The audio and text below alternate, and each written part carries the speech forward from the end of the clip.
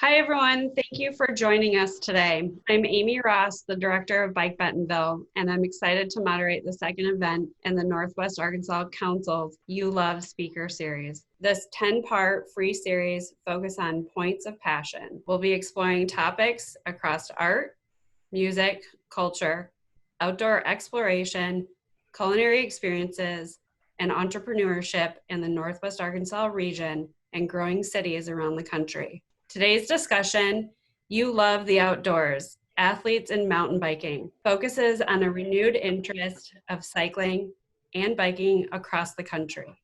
We're thrilled to have an amazing panel of renowned athletes joining us today.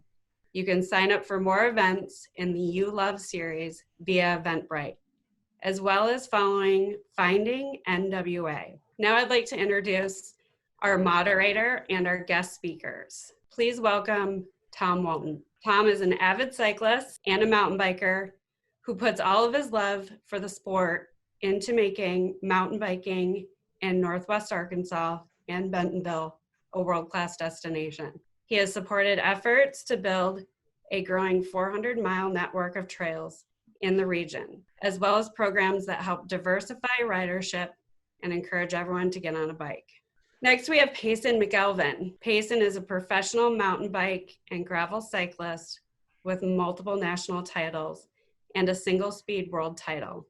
He's also a leading content creator and host of the acclaimed The Adventure Stash podcast. Also joining us is Hannah Finchamp. Hannah is a professional mountain biker for the Orange Seal Off-Road team. Her passion for competition began at just 9 years old when she started racing triathlons. When she's not racing, she's coaching other athletes using her exercise science and athletic training degrees as a USA Cycling certified coach and board certified athletic trainer. Finally, let's welcome Kenny Belay. Kenny is a Belgium trial biker riding for over 25 years. Thanks to his titles, professionalism, style, and ability to interact with the crowd, Belay is one of the biggest names in the bike trials world scene. The Belgian has been on the cutting edge of the sport for more than 17 years now, achieving his first 26-inch wheel UCI Elite Crown in 2002. Thank you all for being with us here. Now I'm going to hand it over to Tom to begin the interview with our guests. Thanks everyone for being here, our special guests, and those in the audience watching. My heart goes out to everyone in these times. These circumstances have been a challenge, I know, for me, and I've just been thankful to get outdoors and ride my bike. So hopefully all of you are finding ways to cope with the pandemic, and just want to say that I'm thinking about everyone out there and hoping everyone's doing well. So the first question is really a question for everyone, and it revolves around the pandemic. And there's been a lot of social distancing and quarantining that's taking place. Bikes in the great outdoors have certainly been a lifeline for Americans and really people around the world. And I know in Northwest Arkansas, there's been a 200% increase in usage of our trails. It's motivated municipalities and other cities to actually close roads. My question is, how has your time on the bike changed during this pandemic? And are you able to focus on things that you weren't able to before? Payson, why don't you kick it off, then we'll go Kenny, then we'll go Hannah. Yeah, I think it kind of goes without saying that this is a pretty unprecedented time, and I don't think it matters who you are. You've had to change your lifestyle a little bit. I'm a firm believer that challenges like these are opportunities as well. As Tom just mentioned, we see participation in cycling just going through the roof, which is really, really wonderful. My relationship with the bike has certainly changed once racing went on hold. Typically, much of my year is taken up by traveling the race circuit.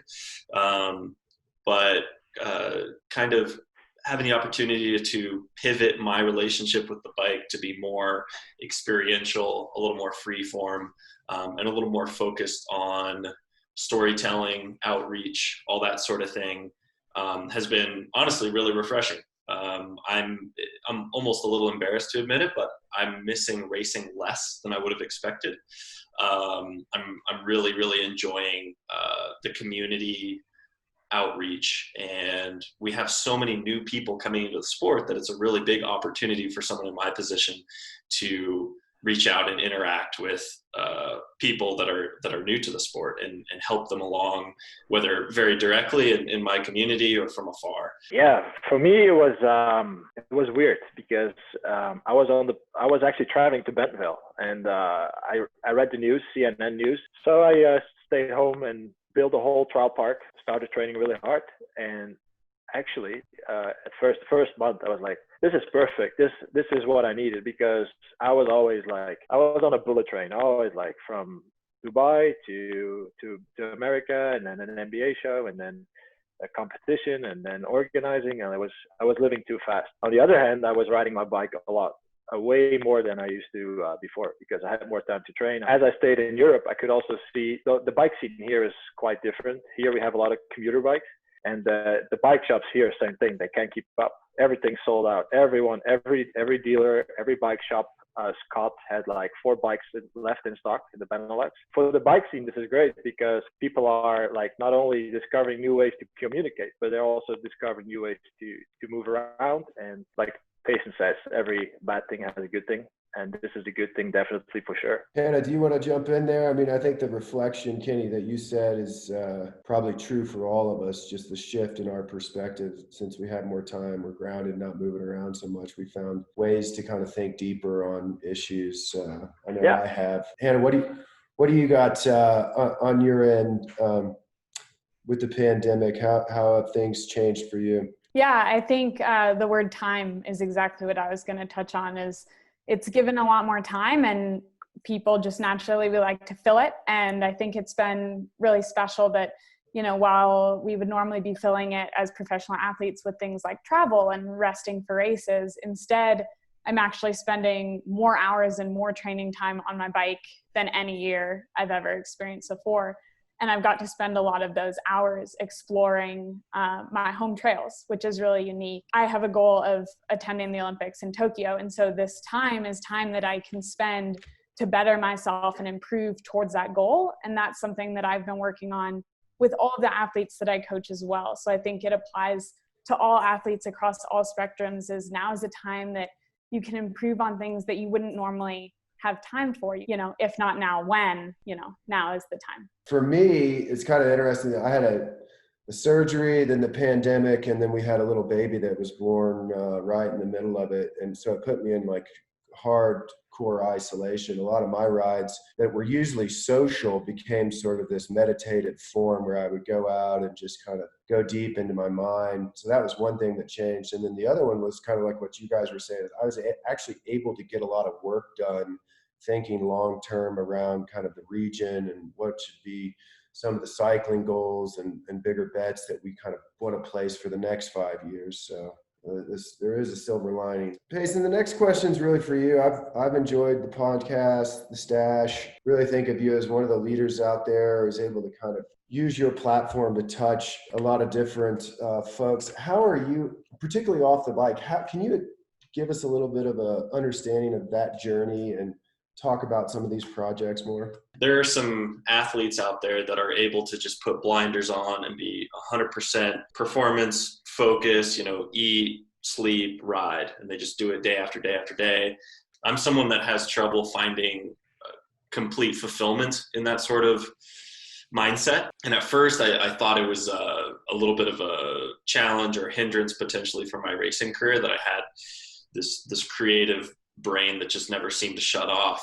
I realized that I just have to be creating in some way to feel fulfilled. With the podcast specifically, my sponsor Red Bull is really big on, and Kenny can speak to this too, they're really big on making sure that their athletes have some sort of non-competitive signature project. And so early last year, they started pushing me to come up with that. But they, over the course of some weeks, kind of coaxed me and explained that we had the potential to do something a little bit different in that we could have more peer-to-peer conversations. As my career has progressed, I've been able to interact with and get to know people from all kinds of backgrounds, not just cyclists and not just athletes, but kind of achievers and impressive people from all walks of life. As a curious person, I find myself asking them lots of questions all the time. And I think Red Bull started to pick up on this, and they said, well, why not share some of these conversations with the world? And so we've tried to create a podcast that has a fly on the wall feel. If I'm lucky enough, I could foresee it being what I do post-racing career. It's just been incredibly fulfilling from a self-education and growth standpoint. In a lot of ways, it's almost a selfish project because it's almost like speed dating. You get to sit down with someone that's incredibly successful and really good at something and say, hey, we have 1 hour and the typical barriers of communication need to go away because we only have 1 hour. I just get to soak it all in like a sponge and then share it with others. So it's been a really, really awesome opportunity. So I gotta just ask one follow-up question. Who's the most influential person to you that you've interviewed with the podcast, and why? It's really hard to pin down a favorite guest or guest that had the most significant impact. One of the ones that was maybe had the most impact, not in a direct way, but an indirect way, it was when I sat down with the Hall of Fame basketball player, Reggie Miller. I had never met him before we recorded. Just invited me in, having never met me. We sat down in his living room, and he was the most kind, humble, honestly unassuming guy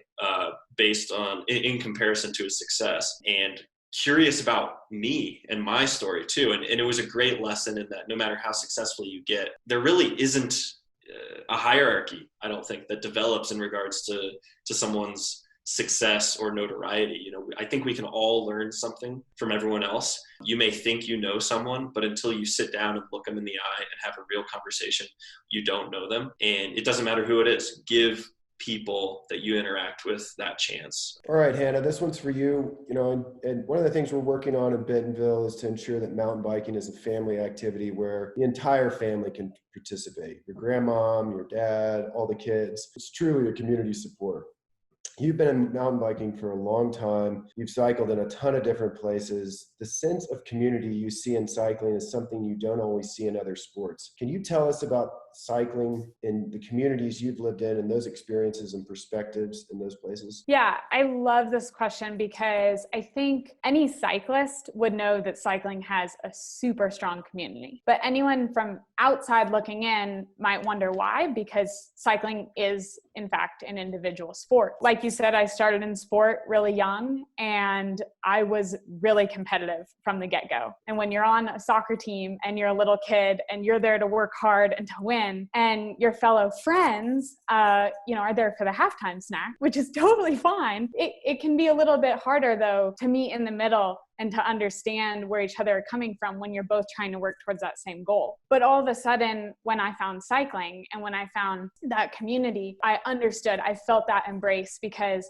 for example, I race NICA. So when I got onto a team with NICA, it was so easy to become friends with everybody, because my result or my ride or race wasn't contingent on theirs, and theirs also wasn't contingent on mine. So it was so easy for us to kind of propel each other's experience and help each other step into the roles that we wanted to play. And I think that's a really special thing, and why cycling can be such a great family sport, community sport, everything, because I can go on rides with someone much faster than me. I can go on rides with someone much slower than me, and we all get to ride the same course a lot of the time. Oz is an example of one of the epic rides in Bentonville. Is I get to ride as a pro the exact same course that every amateur gets to ride.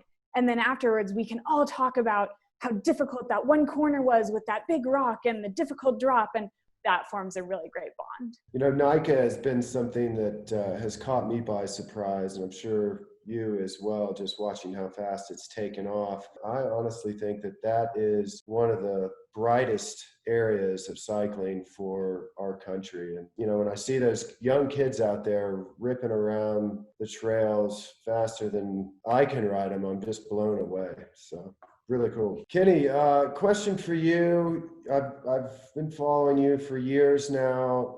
I've been impressed not only with the production and the drone flying, obviously the skills that take place on the halftime shows at the NBA, and most recently, some art. Can you tell us a little bit about how you're innovating in the sport and creating new ways to interact with mountain biking? You know, it all started when I was 9 years old doing trials. Trials is a very niche sport, because it's just too hard to learn. That's my theory about it. It's a very hard sport. Over the years past, I won a lot of world championships and world cups and European championships. And at a certain point, you know, you get to you're sponsored by Red Bull, just like Payson says. They make you think. They learn you how to think out of the box and how to use your niche market and then bring that to the mainstream. And that's something I've always been very inspired with my dad and my mom and the whole family and the team and the club in Belgium. We put our shoulders under the first World Cups in Belgium. My club was the organizer, and I was the one who kind of directed it. It made me think, how can we bring it inside the living room? So we did the first live streams, brought it on TV. And then as the years passed, after winning a lot of titles, you're like, okay, people always go like, what's next? Because I want to be an ambassador for trials, and trials is all about balance. I always like to integrate that into my videos. For example, the slackline, where I rode over the 400 feet slackline. Things like that always are indirectly a promotion for trial biking. It's like innovating the sport, but always like bring it back to the roots of your sport and what you stand for. So that's been my life mission so far. And then actually the art thing is mainly because of you, because you know, when you introduced me to Lieven Bertels, the director of the Momentary, we immediately had a click, because there's only 2 Belgians in Bentonville. He's a really cool guy, and I told him about the idea I had for 10 or 15 years. Like I said, Lieven, would it be cool if I rode my bike on a canvas? The first one wasn't really great, I must admit. It was just messing around with paint. And now I'm like really loving it. And thanks to the COVID, I've been like, I made myself a studio in Belgium. I got one here in Spain as well. And now I can't stop. Kenny, Really I have to admit, watching you progress your skills has been something that's been very impressive. And I think you have to kind of start progressing your skills to get better and better and better. I think when you ride with Kenny or when you watch Kenny, you certainly see how important or how he's mastered the skills to the top level. I've been impressed with the art, Kenny. I have to say, I'm looking at this piece here. It's beautiful. If people want to buy your art, where can they buy your art? I'm sold out. I need 6 more months of Corona. So everybody, as soon as I post it, within a week, they buy it. What's your advice, if you had some advice just on developing skills, getting better at mountain biking? What do you say to somebody who wants to get better? Is it go get a coach? I've trained with you before, and it was incredibly valuable. You videoed me. We did a lot of skill building. It helped me progress. Give us a few thoughts on that. My advice is it's a good time to get involved. Do the research, jump on a bike and hit the trails, do some research for the better bike. In the long run, that might be beneficial for you. At one point, when you love it, you're going to be like, my bike's not exactly what I want. And you want to get a new or a better bike. So just maybe save a little longer and just go for it. I'll open it up. Anybody have any thoughts on ways that people can build skills and progression for the audience during this time of COVID? For me, I think simple is better to start with, because every skill starts at the foundation. So I like to start working on skills just in a big grassy field where I can gain that confidence, where I can work on my weight distribution, my body position, on my braking power, and really learn my bike body connection before I take it to the trails. With that, only compare against yourself. I think it can be really intimidating when you start looking at these people doing these huge drops and you think, oh my gosh, I can't do that. Well, if you can do just a little bit more than you did yesterday, or just do what you did yesterday just a little bit better, I think that should be what drives and motivates you. My biggest thing, the thing that helped me the most over the years, is just riding with people that are better than me. They only have to be a little bit better than you. They could be a lot better or a little bit better. And then also some accountability in a fun way. So if you can become part of a local club of some kind, whether that's a bike shop club, or I know there's the Women of Oz there in Bentonville, as much as you can create some sort of fun community that's supportive, was so key throughout my years progressing. I know everybody on this call is trying to up their game and skills, and those are all good points. I got a question just around, I guess, the momentum across the country right now. How do you think that we keep that going so that people don't lose the steam with the cycling? I know you guys hit on it in the first part, but it seems like there's a real opportunity to take advantage of everybody riding a bike. I truly believe that cycling is for everyone. I think one of the most special things about it is it comes in so many forms. We have people that are incredibly passionate about commuting, and commuting is really their only experience around the bike. We have people who love the most extreme kind of racing, like if it's criterium racing or whatever it is. And you have everything in between. As much as we can make it welcoming for everyone and continue to tell that story that bikes are for everyone, the more successful the entire ecosystem will be and the more it will grow. And I think what's important as well is to have structure, to have a certain time set in your agenda to really make time to go ride, whether it's with friends, if you're a social being, or whether it's individual. But what I've seen in our club here in Belgium, the Trials Club, before there was no structure. Everybody came and there was 5 riders, 10 riders, there was no structure. And now we say every Sunday morning at 10 a.m. there's a training. And after 1 year, we grew like almost 100% in people who started to ride. Then you can see a community grow, and then you keep interest. And I think that's key, to have a structure. Cycling has a huge barrier to entry, unfortunately. You know, you have to have the bike, you have to have the knowledge, you have to have access to trails. But now people are crossing that barrier. And so now that they have all of those things, all that's left to do is to have fun. So I'm super excited that people are joining and increasing at this rate. Now it's our job as a community to just make sure that having fun continues, that it stays more fun to go out for a bike ride than it is to go out, you know, to the bar after work. It's all of our jobs, all of the jobs of people who are already out riding, who've worked into that community to, when we see someone new out on the trail, whether it's just giving them a good experience by saying, hey, great job, we have to be the ones to take that step, because we all remember what it was like to be out there new for the first time. All right, one last question. What's one thing that you want, go around the room, but one thing you want the audience to kind of take away from today? Seriously, one of my favorite sayings is, if not now, when? I think during this pandemic, we have open doors, but we don't necessarily always see them, or maybe they look a little bit scary because everyone is out of their typical routine. But I think honestly, beyond cycling, if y'all have something that you've wanted to do for a long time, use this as an opportunity. You know, if not now, when? There is no better time than now. And get out there and make this very strange year, as much as you can, an opportunity rather than a lost year. You know, don't exhaust that Netflix library if you can help it. Same thing. It's time to reflect, to discover new things. If you got a young kid somewhere and he's interested in biking, please support him, because I know how important the support of the parents is, because I would be nowhere without my parents, like really nowhere. Just have fun. I mean, it's really that simple. I think there's a lot of uncertainty right now. The bike is freedom. And that's how I feel every time I get out there. There's so many things that I have absolutely no control over right now, but I can control exactly how fast I turn over the pedals. I can control where I ride, how far I ride.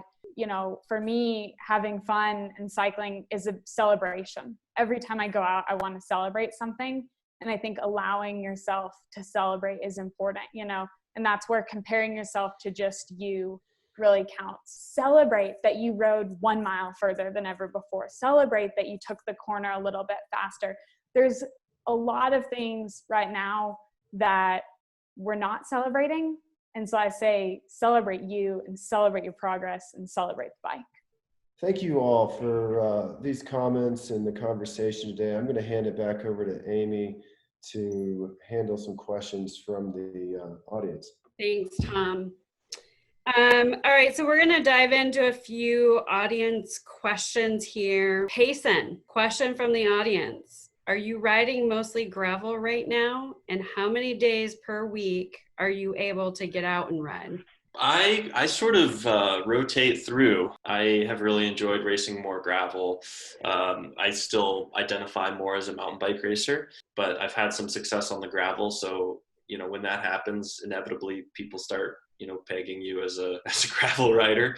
But I just love bike riding and bike racing of any kind. I genuinely get a huge amount of enjoyment out of just commuting downtown for dinner. In regards to how much I'm getting out to ride, I'm actually riding hours wise. I'm riding more than I typically would because I don't have to rest for races. At this point, I think I'm like 90 hours ahead of my typically charted hours for the year. Tom, this one's over to you. Bentonville announced last week that it's the mountain bike capital of the world. Can you talk about why that was important and what that signals for the future of cycling in Northwest Arkansas? I mean, I love making a statement and putting a flag on the ground and making a claim. And I know it's debatable out there, but it's kind of a forward-looking lens. And if you look at what we've done over the last 10 years, I'd say the next 10 years is going to be equally as or more exciting on the cycling front. And then I think the other reason why we did it is because there's a ton of people that are paying attention to bikes right now. I mean, you got the amount of Strava downloads that's up since COVID was up 250%. So there's just a big interest right now in bikes, and we felt like it was an opportune time to make a statement like that. So I agree. I think the future here is pretty exciting. This one is for everyone, so kind of jump in as you will. And Tom, we'd also like your feedback too. What are your favorite trails to ride in the Northwest Arkansas area and why? My trail riding experiences have been in Arkansas have been confined to Bentonville, and even more so confined to the race courses that I've participated in. We've talked a lot about kind of the juxtaposition of our typical lives versus our 2020 lives, and the thing about my typical life, and Hannah and Kenny can certainly relate to this, is when you're racing 3 weekends out of the month for 7 months straight, unfortunately you kind of go from place to place and you see a race course and then you get on the airplane and you go to the next race course a lot of times. Favorite trail, I mean, the Ledges Trail comes to mind. That's on the Austrails off-road course, and that's a really fun, challenging, and unique section of trail. I actually went to college in St. Charles, Missouri. So in the winter when we couldn't ride the trails there, we would drive to Bentonville because we could ride the trails there year round. So I've been going to Bentonville for 5 or 6 years now. And then all of a sudden there was the Austrails off-road. So I've seen it both training for fun and racing. I love it. It's really hard to pick just one trail. Also, just in those 5 years, I've seen so many new trails being formed. Anyone from Bentonville might laugh, but I really love the Slaughter Pen trails, really just because they're just right off the little path. And that just blows my mind that I can just ride down the path and do a quick loop, do a longer loop. It's just so accessible. To have that kind of access means that I think it's one of the best places to work on your skills, probably in the world. I'm a big fan of Best Trail Ever because when I rode it with Gary, it wasn't open yet.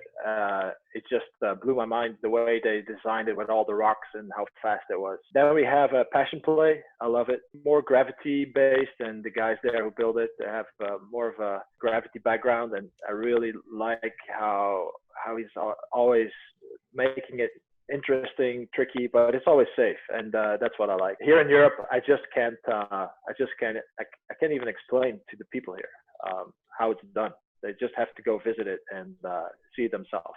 Makes me want to ride, Kenny. One trail that I've been really eyeing lately, and it's become a favorite, and I don't know if many folks know about it, is the Monument Trail down at Mount Nebo, 25-mile trail system that was built, part of the Monument Trail System, which is 6 trail systems going in 6 different state parks, but they have these unique features. So on Nebo, it has an amazing Ozark bluff line that spans 50 to 80 feet in some places, and the trail literally is stuck right next to that bluff line. So the whole time you're riding it, you just have this amazing visual of this limestone, this moss, these ferns, and it's really the first one out of the 6 monument trails. That's kind of an effort to rebrand the state parks and to really put a flag on the ground for them with this monument trail system.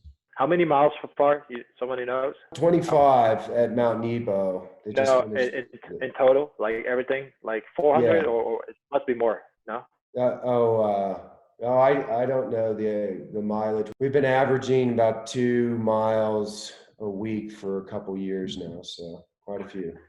Really good job. It's just it's mind blowing. I keep saying it. It's cool to see like everybody in the state, everybody from the governor, really everybody believing in it and seeing that it is the future and can be a critical part for the economy as well. So it's awesome.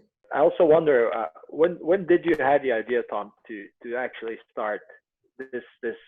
You're the mastermind. Like, how did you woke up one day and you were like, okay, I want 400 miles of trails? You know, it just came, we never woke up and said it was 400 miles. We started with it as an investment in the community, focused on, you know, helping improve the quality of life in Bentonville with Slaughter Pen, which was, you know, one phase.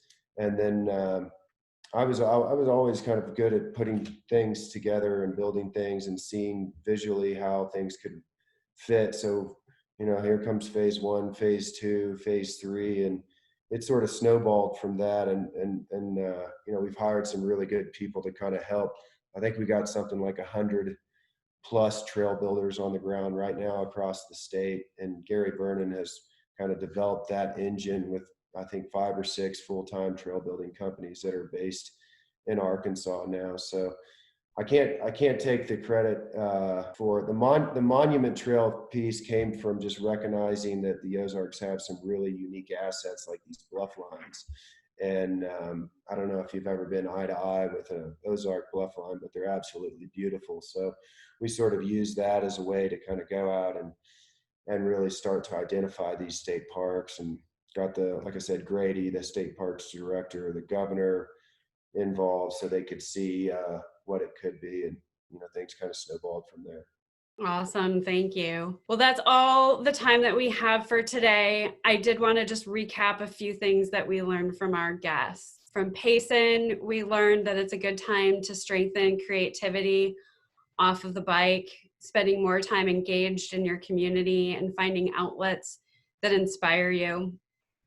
Hannah shared with us about motivation to ride and racing coming from within, focusing on bettering your last performance and improving yourself each and every time.